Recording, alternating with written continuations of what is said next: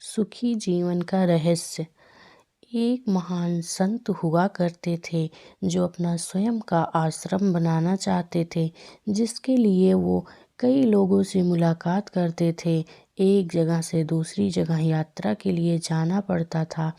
इसी यात्रा के दौरान उनकी मुलाकात एक साधारण सी कन्या विदुषी से हुई। विदुषी ने उनका स्वागत किया और संत से कुछ समय कुटिया में रुककर आराम करने की याचना की। संत उसके मीठे व्यवहार से प्रसन्न हुए और उन्होंने उसका आग्रह स्वीकार किया। विदुषी ने संत को अपने हाथों का स्वादिष्ट भोज कराया और उनके विश्राम के लिए खटिया पर एक दरी बिछा दी और खुद फर्श पर टाट बिछाकर सो गई। विदुषी को सोते ही नींद आ गई। उसके चेहरे के भाव से पता चल रहा था कि विदुषी चैन की सुखद नींद ले रही है। उधर संत को खाट पर नींद नहीं आ रही थी। उन्हें मोटे नरम गद्दे की आदत थी जो उन्हें दान में मिला था।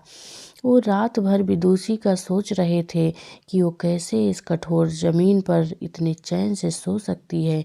दूसरे दिन सवेरा होते ही संत ने विदुषी से पूछा कि तुम कैसे इस कठोर धरा पर इतने चैन से सो रही थी।